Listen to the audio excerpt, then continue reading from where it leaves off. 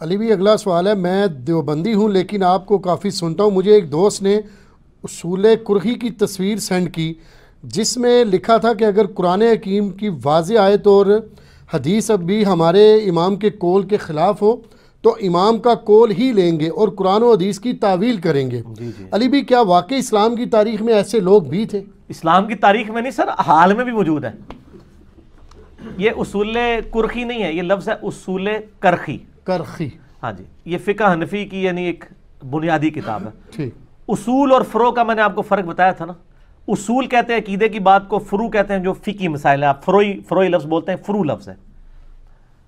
تو یہ ان کی بنیادی بات ہے کہ اگر کوئی قرآن کی آیت یا حدیث بھی ہمیں اپنے امام کے قول کے خلاف مل جائے تو ہم قرآن و حدیث کو نہیں مانیں گے، اپنے امام کے قول کو مانیں گے.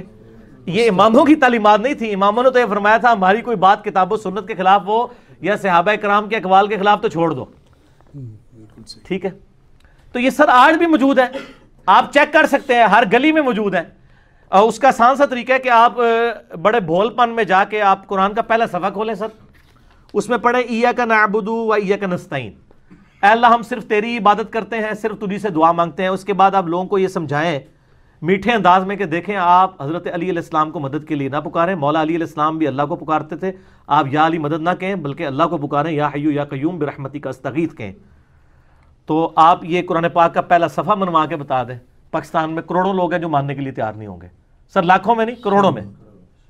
تو یہ اگر یہ بزرگ بابے لکھ کے گئے تو ان کی جائز اولاد، یہ ناجائز اولاد نہیں ہے، جائز اولاد ہے کیونکہ وہ اسی پیٹرن کے اوپر چل رہی ہے. ٹھیک.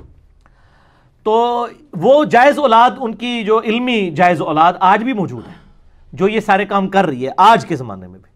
تو یہ کوئی حیرانگی کی بات نہیں، آپ خود بھی چیک کر سکتے ہیں. میں اکثر واقعہ سناتا ہوں.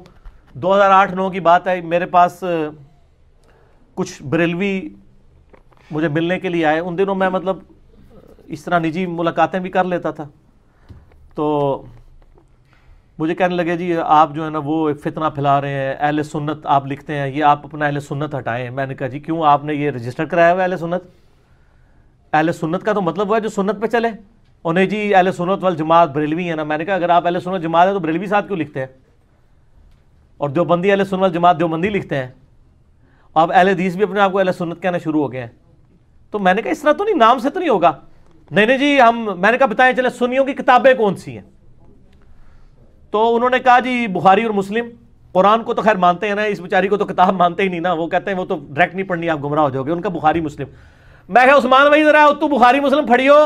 میں انہوں نے ذرا بخاری مسلم جو نماز کا طریقہ تساں کے لکھا ہے. میں نے کہا عثمان بھائی ذرا مجھے نا بخاری مسلم پکڑائیں، میں ان کو بتاؤں. میں نے کہا میں 2 رکعتیں میں بھی پڑھتا ہوں، 2 رکعتیں تم بھی پڑھو.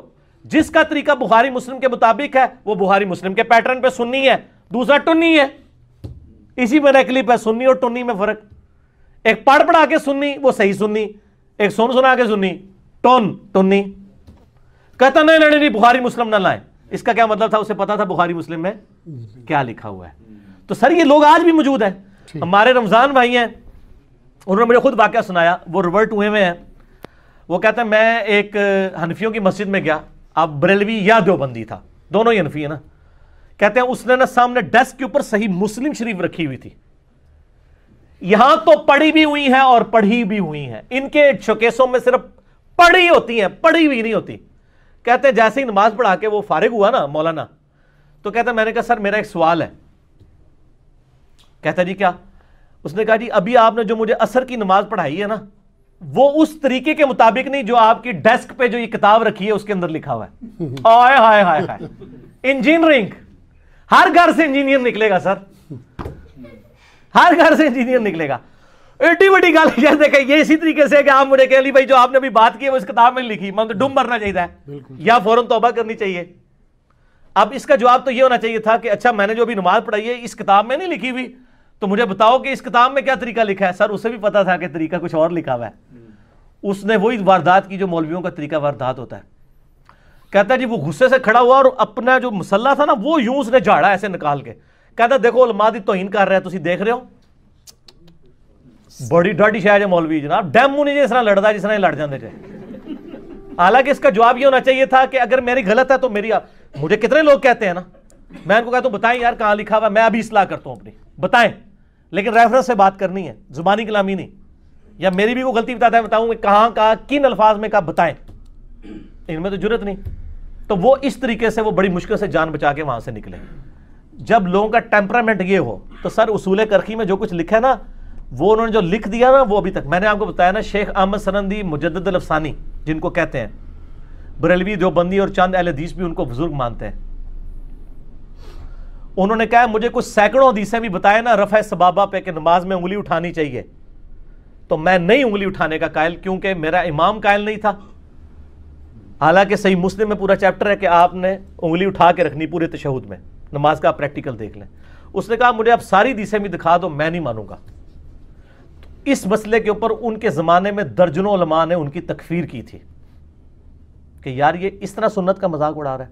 ایون آج دور میں بھی میرے استاد غلام سود سعیدی رحمہ اللہ تعالی فوت ہو گئے ہیں، بریلوی مکتبہ فکر کے بہت بڑے محدث تھے. انہوں نے باقاعدہ 30-40 صفحے جو ہے نا مجدد الافسانی کے خلاف لکھے ہیں کہ انہوں نے سنت کا یہ مذاق اڑایا. یہ سنت طریقہ ہے. اگر ہمارے امام صاحب کو یہ بات نہیں پتہ چلی، آج ایسے سارے انفی اٹھاتے ہیں انگلی، چاہے غلط طریقے سے اٹھاتے ہیں لیکن اٹھاتے ہیں، لیکن کوئی پتہ نہیں ہے کہ شیخ احمد سنندی نے لکھا ہے کہ انگلی نہیں. آج بھی نقشبندی جو ہے نا وہ انگلی نہیں اٹھاتے، بلکہ وہ غلام سود سعیدی صاحب نے لکھا کہ مجھے یہ پتہ چلا کہ گجرانوالہ میں کسی بندے نے انگلی اٹھائی نقشبندیوں کی، بریلویوں کی مسجد میں، بریلوی نقشبندی، بریلوی قادری نہیں، یہ اگلے ورژن بھی آ گئے نا، تو انہوں نے اس کو مسجد سے باہر نکال دیا. تو کہتے ہیں میں نے پھر کہا کہ میں اس کے اوپر مضمون لکھوں. تو یہ تو مطلب ان کی جائز اولاد ابھی تک جاری ہے. یہ ہم رونا کیوں رو رہے ہیں؟ یعنی لوگ مجھے کہتے ہیں یار کہ جی آپ میٹھی میٹھی باتیں کہاں سے میٹھی کریں گے یار، جنازہ نکال دیا دین کا انہوں نے، بے شک کوئی چیز بچی ہے؟ کون سی میٹھی بات کروں؟ آپ نماز سے شروع ہو، نماز کا حلیہ بگاڑ دیا انہوں نے. پاکستان میں 90% لوگ اس طریقے پہ نماز ہی نہیں پڑھ رہے جو بخاری مسلم میں لکھا ہے. نہ رونا رو، اور یار کلمے کا حلیہ بگاڑ دیا ہوا ہے، نہ رونا رو. آپ کہہ رہے ہیں درود شریف کے فضائل بیان کروں، اس میں بھی رونا رہوں گا. انہوں نے لکھا ہے درود ابراہیمی پڑھنا گناہ ہے، اور سر جیڑا کٹو گے لال نکلتا ہے. مجھے آپ دنیا میں ایک مسئلہ بتائیں جس کے اندر کوئی اختلاف نہ ہو. تو سر امت، اب آپ دیکھ رہے ہیں آپ کی ینگ جنریشن آج بیٹھی ہوئی ہے آج کل سوشل میڈیا پہ، اور کس طرح دین کا مذاق اڑایا جا رہا ہے. اس میں مجرم علماء کو سمجھتا ہوں سر جب آپ لولا لنگڑا دین دیں گے نا تو آپ کے دین کا مذاق اڑے گا. تو سر پھر اس لیے لوگ تو انجینئر صاحب تک پہنچ رہے ہیں نا. اب تو دو ہی گروہ ہیں، یا وہ ہیں جو مسلمان ہو چکے ہیں عام مسلمان علمی کتابی، یا وہ ہیں جو دین سے پھر متنفر ہو چکے ہیں. اور یہ پرانے جو ہیں انشاءاللہ کچھ 30-40 سال انتظار کریں، ویسے ہی مر جائیں گے. ٹھیک ہے انشاءاللہ تعالیٰ، علمی موت بھی مر جائیں گے اور فزیکلی بھی مر جائیں گے. اور آپ دیکھیں گے کہ گلی گلی سے انجینئر نکلے گا اور گلی گلی میں یہ نعرہ ہوگا کیا، نہ میں وابی نہ میں بابی، میں ہوں مسلم علمی کتابی. ٹھیک ہوگا.